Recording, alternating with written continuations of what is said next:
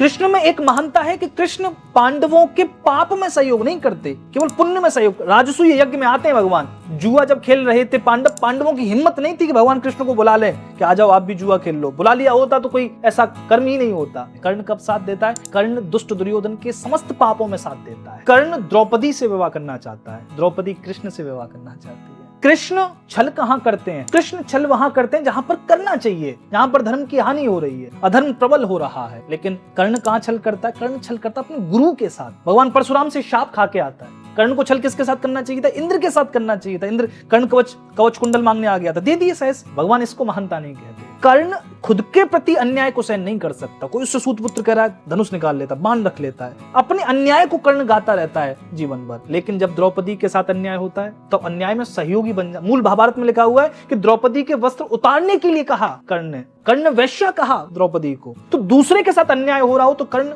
सहयोग करता है। भगवान कृष्ण कैसे हैं? न तो अन्याय खुद के प्रति सहन करते हैं, शिशुपाल ने गाली दी, गर्दन धड़ से अलग कर दी, न दूसरे के प्रति अन्याय सहन करते हैं, न अपनी संतान का ही अन्याय सहन करते। अंत में यदुकुल का संहार कर दिया।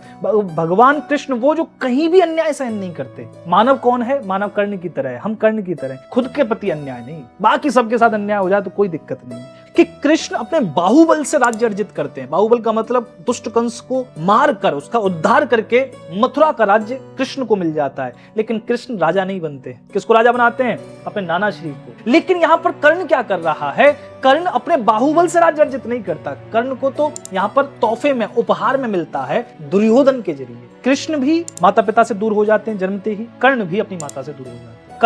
कर्ण भी राजकुमार थे, लेकिन कहां पलना पड़ता है? सूत के यहाँ पर। भगवान कृष्ण भी राजकुमार थे, उनको भी कहां पलना पड़ता है? गोप ग्वालों के बीच में। लेकिन अंतर क्या है कर्ण और कृष्ण में? कि कृष्ण जब गोप ग्वालों के बीच रहते हैं तो गोप ग्वाल बन जाते हैं, जहां हैं वहीं आनंद ले रहे हैं, बछड़ों को चरा रहे हैं, गैयाओं को चरा रहे हैं, आनंद से बांसुरी बजा रहे हैं। लेकिन कर्ण जहां है वहां उसे शांति नहीं। मानव का स्वभाव ऐसा ही। कर्ण को सूत नहीं बनना, सारथी नहीं बनना। कर्ण क्या बनना चाहता है? योद्धा बनना चाहता है। कृष्ण महारथी हैं, लेकिन महारथी से सारथी भी बन जाते हैं। लेकिन कर्ण क्या है? कर्ण सारथी है, सारथी से महारथी बनता है। अंतर समझ में आ रहा है ना? कृष्ण शस्त्र स्वयं उठाते हैं और स्वयं ही रख देते हैं। भगवान ने प्रतिज्ञा कर ली थी कि अब नहीं उठाऊंगा शस्त्र। लेकिन कर्ण कौन है? कर्ण शस्त्र उठाता है तो रखता नहीं है। फिर जब अंतिम समय आता है, अर्जुन से अंतिम युद्ध हो रहा है, धरती उसके रथ के पहिए को निगल जाती है, तब परिस्थिति वसात उस विकट परिस्थिति में कर्ण को अपना धनुष रखना पड़ता है। कर्ण अपनी मर्जी से नहीं धनुष छोड़ रहा। तो कृष्ण कौन है? जो सहज छोड़ दे। शस्त्र उठाते हैं, खूब संहार करते हैं, लेकिन जब छोड़ते हैं तो बिल्कुल छोड़ देते हैं। तो ये कर्ण और कृष्ण में अंतर है।